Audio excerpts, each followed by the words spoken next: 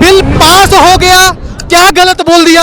ऐसे जैसे 36 बिल बहुत पेंडिंग है, बहुत। मेरा घर अगर टूट भी जाएगा मैं सरकार से समझौता कर लूंगा, और मेरी बेटी को हिजाब पहनने की इजाजत नहीं है इस देश में। उसे यूपी का बाबा कहता है मुसलमान रोड पे नमाज नहीं पढ़ सकता है, ठीक है। जिस जगह में मेरे बेटी को हिजाब पहनने की इजाजत नहीं दे, तो मैं सरकार की बातों में कैसा भरोसा कर लूं? मेरी बेटी को हिजाब पहन के स्कूल नहीं जा सकते। जब मंदिर के अंदर चर्बी वाला लड्डू खिला दिया था, सरकार क्यों नहीं बोला था?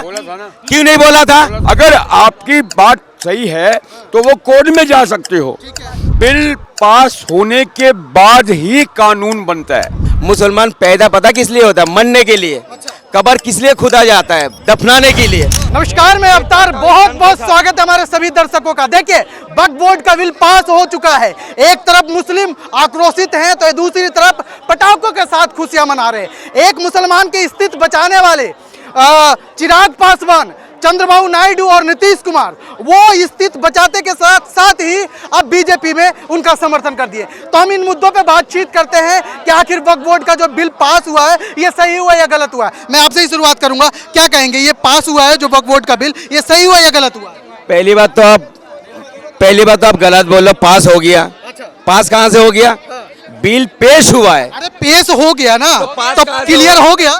पास कहाँ से हो जाएगा? पास ही तो हो गया। अरे लोकसभा में पास हो गया।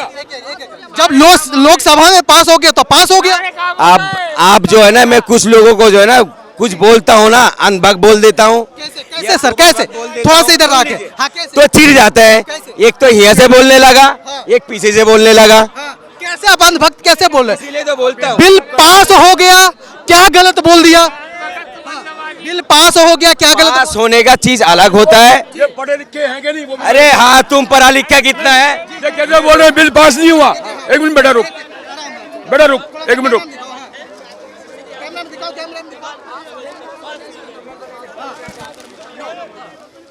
आप जोड़ के बोलिए, आप पहले जोड़ के बोलिए। लोकसभा से पास हुआ वक्फ बिल। आप जी, आप क्या चाहते हैं? अच्छा, अबे अनभक्त, तेरा गंदे आदतें है, कुत्ते जैसा भौंकता रहता है। पास ही नहीं हुआ। आप उधर छोड़ दीजिए ना, इधर जवाब दीजिए। बेटा देख, बात सुनिए। इधर अरे सुन तो लो।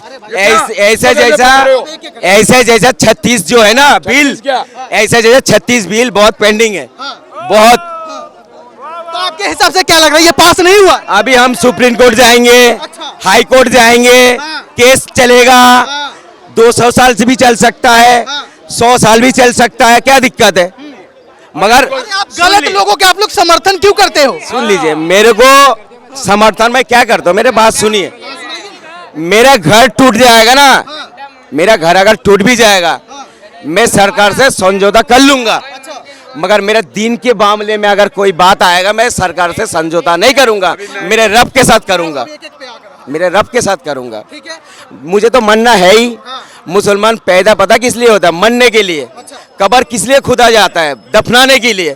मेरे को मरना है, मुझे यकीन है।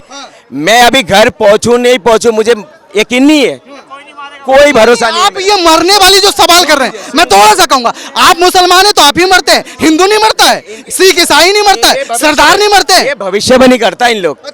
हाँ, मैं 150 साल जीऊंगा, मैं 100 साल जीऊंगा, मैं घर जाऊंगा नहीं जाऊँ, मुझे इतनी भरोसा नहीं है, ठीक है।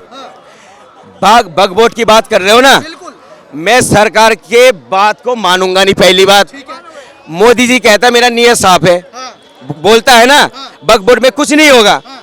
जिस देश के अंदर समुंदर में छोटे कपड़े पहन के लड़कियों को इजाजत है नहाने का, और मेरी बेटी को हिजाब पहनने की इजाजत नहीं है इस देश में, तो मैं कैसे सरकार से भरोसा करूं?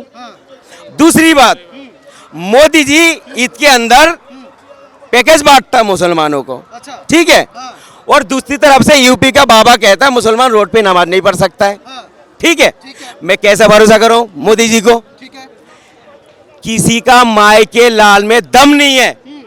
ना मेरा हिंदू भाई का त्योहार को रोक सकता है, ना मुसलमान का त्योहार को रोक सकता है, ना मेरा सरदार भाई का त्योहार को रोक सकता है। अगर जरूरत पड़ेगा रोड पे लोग, अगर सनातनी ज्यादा हो जाएगा तो रोड पे आएगा, अगर मुसलमान के ये सवाल नहीं है ना, सवाल पे आइए ना। तो उसमें आ रहा हूँ सर। हाँ। आप लोग जो घुमाते हो इसलिए मैं घुमा के समझाता हूँ।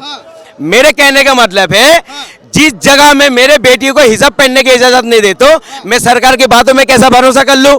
जो ये बिल अगर पास कर लेगा मेरे को तो इनके दुम हिलाना पड़ेगा इनके पीछे पीछे। भाई मेरे चीज है ना, मेरे अधिकार है, आपको नहीं है।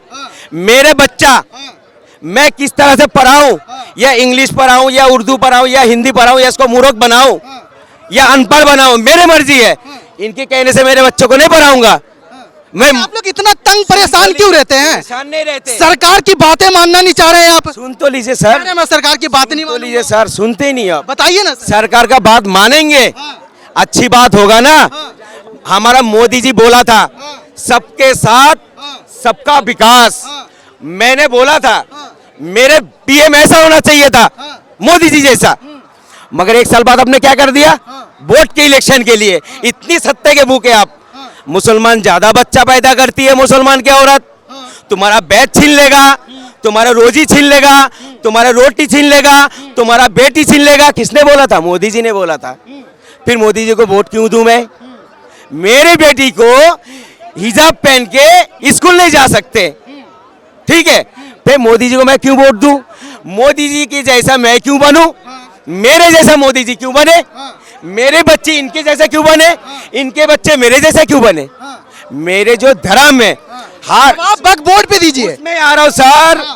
हार धर्म अच्छा है और हार धर्म को मैं सम्मान करता हूँ, इज्जत करता हूँ, ठीक है? इसलिए करता हूँ। वक्फ बोर्ड के आड़ में धांधली किया जा रहा था। ने बता दिया आपको। हाँ, जब धांधली किया जा रहा था यहाँ या नहीं? जब मंदिर के अंदर कितने करोड़ रुपए की सोना चोरी हो गया था, उसमें सरकार क्यों नहीं बोला था? जब मंदिर के अंदर चर्बी वाला लड्डू खिला दिया था, सरकार क्यों नहीं बोला था? क्यों नहीं बोला था? क्यों नहीं बोला? कब बोला था? चंद्रबाबू नायडू ने जो मामला उठाया, चंद्रबाबू नायडू ही आप लोगों के छोड़ के उनका नेता बना हुआ बीजेपी का। और फिर ये कहते मैं, सुन लीजिए, अगर मेरे धर्म पे अगर कोई धर्म को मेरे खराब करेगा, मर जाऊंगा, मगर उससे दोस्ती नहीं करूंगा। और इन लोग मांस के चर्बी का लड्डू खिला दिया, सुअर के चर्बी का लड्डू खिला दिया, मछली का तेल का लड्डू खिला दिया, सरकार से सवाल नहीं पूछा ये कौन सा हिंदू है भाई? मेरे धर्म को अगर छेड़ता मैं तो सरकार का गला पकड़ लेता। ये धर्म की बात नहीं है ना, वक्फ बोर्ड की बात है, जमीन की बात है, जमीन की बात है। क्यों नहीं करेंगे? बात ही नहीं, उस पे क्यों नहीं करेंगे? जवाब दीजिए आप। अभी सुनिए, इन्होंने बोला, ये 10 घंटा बोले कोई दिक्कत नहीं। मैं 2 मिनट में बोल रहा हूँ सर। वक्फ बोर्ड का इन्होंने पहले बोला बिल पास नहीं हुआ। मैं ये कह रहा हूँ लोकसभा से पास हुआ है, अब ये राज्यसभा में जाएगा। बिल पास होने के बाद ही कानून बनता है, अदालत कानून नहीं बनाती है। अगर इन्होंने संविधान पढ़ा हो तो इनको पता लगेगा, अदालतें कानून नहीं बनाती है, हमारे देश की संसद कानून बनाती है। अदालत उस कानून के हिसाब के मुताबिक 3 स्तंभ हैं, कार्यपालिका, विधायिका और न्यायपालिका हमारे देश में। अभी ये लोकसभा से पास हुआ है, विधानसभा राज्यसभा में चर्चा चल रही है, वहाँ से भी पास होगा। 2013 से पहले तक जो इसमें अभी अखबार में पढ़ के भी फिर वापस खोल के सुनाना पड़ेगा। 2013 से पहले तक आप अदालत में कोई भी दावा नहीं कर सकते थे वक्फ बोर्ड के खिलाफ। अब इसमें ये अमेंडमेंट किया है और ये अमेंडमेंट वक्फ बोर्ड के लिए भी है कि आप भी कोर्ट में जा सकते हो। अगर आपकी बात सही है तो वो कोर्ट में जा सकते हो। अभी बात एक और उठ रही है, कानून तो ये बनना तय है, मैं खत्म कर रहा हूँ। अगला एजेंडा क्या सरकार का? अगला एजेंडा क्या? मैनिफेस्टो में लिखा है यूनिफॉर्म सिविल कोड। जब वो बन जाएगा तो सारे मसले साइड में हो जाएंगे सर। सारे मसले साइड